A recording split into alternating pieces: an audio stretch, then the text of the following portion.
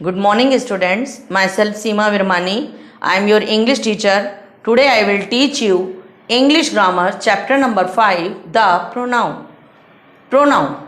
Words used in place of noun are called pronouns. Example: he, she, it, they, etc. Rules. In singular noun we use he, she, it, and in plural noun we use you, we, they. Students, आपने पहले भी class में पढ़ा होगा कि noun और pronoun क्या होते हैं. Noun is the name of person, place, animal और थिंग्स. यानी कि नाउन किसी भी व्यक्ति, किसी भी चीज़, किसी भी प्लेस के नाम को कहते हैं. उनकी पहचान यही होती है. लेकिन in place of noun we use some words he, she, it, they. These words are called pronouns. For example, in singular noun we use he, she, it. Example: Sita is a girl. Sita is a good dancer. Sita एक लड़की है और सीता एक good dancer भी है. अब यहाँ पर हमने दो बातें बोली. दोनों बातें किसके बारे में हैं? सीता के बारे में. लेकिन अगेन अगर हम सीता का नाम लेंगे तो वो सेंटेंस अच्छा नहीं लगेगा. इसलिए हमने इस सीता की जगह पर हम क्या यूज़ करेंगे? First time we will take the name of Sita. First, Sita is a girl. Again we will use she is a good dancer. यहाँ पर हमने शी का यूज़ क्यों किया बच्चों? इसलिए क्योंकि हमने जो Sita is a girl, Sita के बारे में बात करी, वो सीता एक ही लड़की है. उसी के बारे में बात कर रहे हैं कि वो एक गुड डांसर है. तो वह के लिए हमने सीता गर्ल के लिए शी का यूज़ किया. Second example: Mohan is a good boy. Mohan pledge well. Mohan एक अच्छा लड़का है और मोहन बहुत अच्छा खेलता है. तो ये दोनों बातें भी एक व्यक्ति मोहन के ही बारे में हैं. लेकिन हम बार बार मोहन का नाम नहीं लेंगे. First time we will say Mohan is a good boy, and next time in place of Mohan we use he, because boy के लिए हम ही का यूज करते हैं. तो हमारा सेंटेंस होगा Mohan is a good boy, he plays well. It, use of it. For example, cat is black. Cat likes to lick milk. Cat काली है और कैट को मिल्क लिक करना बहुत पसंद है. अब ये दोनों बातें भी सिर्फ एक कैट के लिए ही हैं. तो हम इस कैट के लिए फर्स्ट टाइम हमने कैट का नाम ही लेंगे कि कैट इज़ ब्लैक, एंड जब सेकेंड टाइम हमारे पास कैट का नाम आ रहा है तो उस जगह पर हम ही और शी नहीं बोलेंगे, क्योंकि कैट के लिए हम ही और शी का यूज़ नहीं करेंगे. उसके लिए हम यूज़ करेंगे it likes to lick milk. In plural noun we use you, we, they. जो प्लूरल नाउन्स मीन्स जब एक से ज़्यादा चीज़ों का नाम होता है या एक से ज़्यादा जगह का नाम है या एक से ज़्यादा लोगों का नाम होता है, तब हम यूज़ करते हैं यू, वी, दे. हमने बोला for example, Sita and Mohan are best friend. Sita और मोहन बेस्ट फ्रेंड हैं. तो यहाँ पर ये नहीं बोलेंगे कि she and he are best friend. हम बोलेंगे they are best friends. For example, second example, अगर आप सब लोग अपने परिवार के साथ कहीं जा रहे हो तो आप क्या बोलोगे? Mummy, papa, I am going and my sister also going. So इसके लिए हम क्या यूज़ करेंगे? आप सबका नाम ना लेकर आप सीधा वी का यूज़ करेंगे, प्लूरल नाउन. यानी कि आप सब लोग जा रहे हैं तो क्या बोलेंगे? We are going to picnic. हम सब लोग पिकनिक पर जा रहे हैं. और अगर आपके मम्मी पापा कहीं जा रहे हैं और मम्मी और पापा दोनों कहीं जा रहे हैं तो आप ये नहीं बोलेंगे कि mother where are you going, father where are you going. हम दोनों के लिए बोलेंगे वेयर आर यू गोइंग. आप दोनों कहाँ जा रहे हैं? Students, now I will tell you 6 kinds of pronouns. First, personal pronoun, second demonstrative pronoun, second interrogative pronoun, fourth indefinite pronoun, fifth reflexive pronoun, six relative pronoun and seven possessive pronoun. Students, now I will explain you personal pronouns. What is a personal pronoun? Whenever we speak to anyone person about some other person, we have thus three persons: first person, second person and third person. For example, I told you that she is my mother. Personal person में हमने आपसे बताया कि यहाँ पे three persons का use होता है. हम अपने आप से तो बात करेंगे नहीं, हम बात करेंगे तो किसी दूसरे से, और किसी दूसरे से बात करेंगे तो किसी तीसरे के लिए बात करेंगे. तो वो फर्स्ट पर्सन जो होगा आई, यानी कि मैंने आपको बताया. I told you, I am a first person. Told you यानी कि आपको बताया, you are a second person. And that she is my mother, यानी कि अपनी मम्मी के लिए बताया कि वो मेरी मम्मी हैं, तो she is the third person. One example more, I said to mother that today my teacher was absent. आज मैंने अपनी, I said to my mother यानी कि मैंने अपनी मम्मी से कहा, तो आई मतलब मैंने कहा, I am a first person.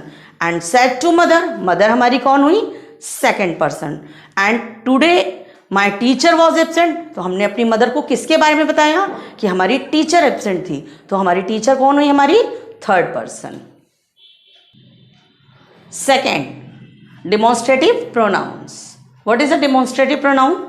A demonstrative pronounce is used to point out the object and objects. Demonstrative pronoun वो होते हैं जिसमें हम किसी भी ऑब्जेक्ट को पॉइंट आउट करते हैं, दिशा दर्शाते हैं कि वो कहाँ है.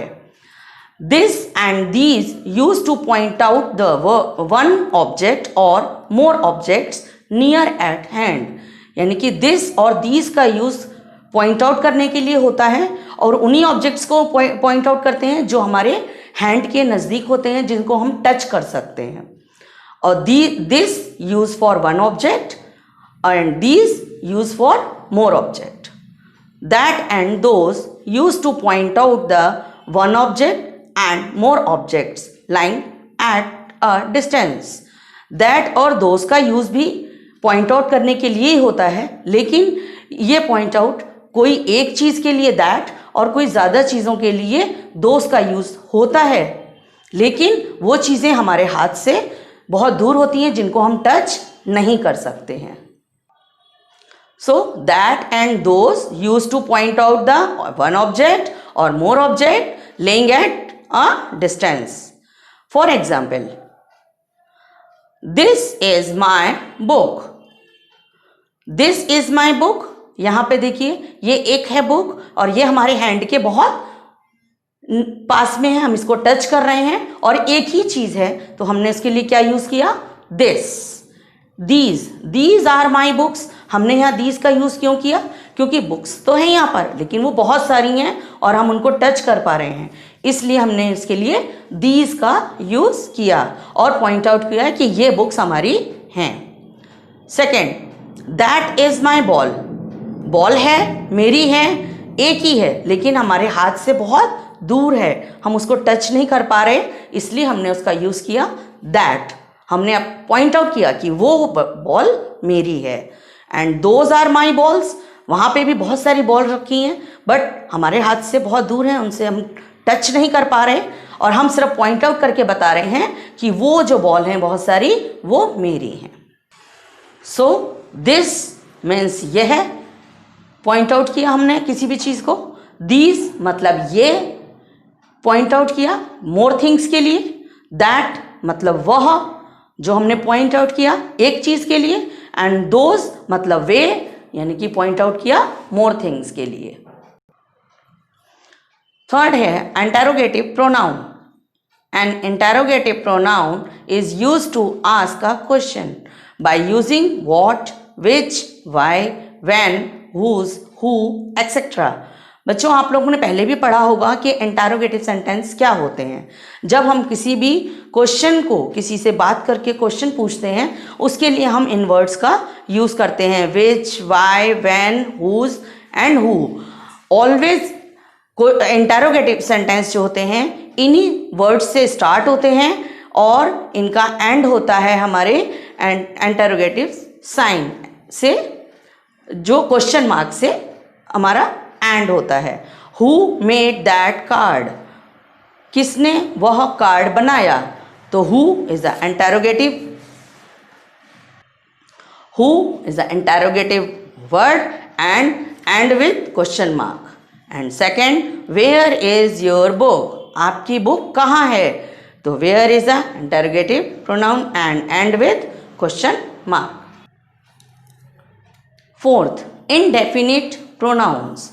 Indefinite pronouns stand for nouns but they do not point out to definite nouns. Commonly used indefinite pronouns. Indefinite pronoun वो होते हैं जिसमें हमें पर्टिकुलर पर्सन को हम पॉइंट आउट नहीं कर सकते, हमें पता नहीं होता कि कौन है, वो पॉइंट आउट नहीं कर सकते, लेकिन वहाँ पर हम, क्योंकि डेफिनेट नहीं है कि कौन है, everybody, everyone, everything and everywhere, anybody, anyone, anything and anywhere, somebody, someone, something, somewhere, nobody, no one, nothing and nowhere. Everybody, जैसे हमें किसी ने परेशान किया या हमें हर्ट किया, तो बहुत सारे लोग हमको, वैसे बहुत ऐसी अपनी लाइफ में बहुत लोग आते हैं जो हमको हर्ट करते हैं, तो हम उसके लिए हम सबका नाम तो बोलेंगे नहीं, क्योंकि हम पॉइंट आउट नहीं कर रहे हैं, डेफिनेट नहीं बता रहे कि किसने मुझे हर्ट किया, तो हम उसके लिए यूज़ करते हैं एवरीबडी हर्ट मी। अच्छा, आपकी क्लास में मैम आती हैं और मैम आपसे पूछती हैं, anybody have brought money for diary, कोई बच्चा डायरी लाया है, यानी कि मैम ने सिर्फ एनीबडी मतलब कोई भी लाया है तो दे दे, ठीक है, कोई भी लाया है, anybody we will use. Somebody, somebody means कोई भी, somebody told me that you are a liar, किसी ने मुझे बताया कि तुम लायर हो, तो somebody, we use somebody। nobody, no one, nothing, nobody, यानी कि अब आपकी क्लास में किसी बच्चे ने कोई बुक, किसी बच्चे ने स्टोल कर ली, चुरा ली, तो आपसे अगर मैडम पूछेंगी, anybody know that who stole books, nobody know, नहीं, कोई भी नहीं जानता। So these are indefinite pronouns. Nobody is there. Nobody is there means आप कहीं पर जा रहे हैं और वहाँ पर आपको कोई भी नहीं मिलता, तो आप क्या बोलेंगे, nobody is there, वहाँ पर कोई भी नहीं था। Some people are very rich. कुछ लोग बहुत धनी होते हैं, तो इसमें किसी एक व्यक्ति को पॉइंट आउट नहीं किया जा रहा, डेफिनेट नहीं बताया जा रहा कि कौन लोग जो है रिच होते हैं। Some people are very rich. Reflexive pronoun. Reflexive pronoun, these pronouns are used to refer back to noun used before them. They are used for. Reflexive pronoun इस तरह से यूज़ किए जाते हैं, इसमें जो बात होती है आपसे ही या दूसरे जो भी व्यक्ति के बारे में बात हो रही थी उससे ही रिलेटेड होती है। I, myself, I use for myself, he use himself, she with use herself, you use for yourself, they use for themselves, we use for ourselves, and it for use itself. For example, you will hurt yourself. आपने hurt किया, yourself यानी कि अपने आप को, तो यह आपसे ही रिलेटेड बात है कि आपने अपने आप को ही तकलीफ पहुंचाई। She does her work herself. उसने काम करा अपने आप, यानी कि बिना किसी हेल्प के उसने अपने आप ही अपना वर्क कर लिया। 6 number, relative pronoun by using who, whom, whose, which and that to join two sentences together and refer back to nouns। यानी कि रिलेटिव प्रोनाउन वो प्रोनाउंस होते हैं जिसमें किसी एक व्यक्ति के बारे में दो बातें कही जा रही हैं और उन दोनों को अगर हम अलग अलग तरीके से नहीं करके इन क्वेश्चन वर्ड्स का यूज़ यहाँ पर इंटरोगेटिव के लिए नहीं हो रहा, इन क्वेश्चन वर्ड्स का यूज़ हो रहा है जिससे हम दो सेंटेंसेस को जोड़ सकें। For example, this is the person, यह वह व्यक्ति है, यह एक व्यक्ति है, it is a sentence, first sentence. Second, he stole my money, उसने मेरा पर्स चुरा लिया, यानी कि ये उसी व्यक्ति के बारे में बात हो रही है जिसने मेरी मनी चुराई है। तो इन दोनों को ज्वाइन करने के लिए हमने सेंटेंस बनाया, this is the person who stole my money, ये वही व्यक्ति है जिसने मेरा पर्स चुराया। तो हु का यूज यहां पर हुआ रिलेटिव प्रोनाउन के द्वारा।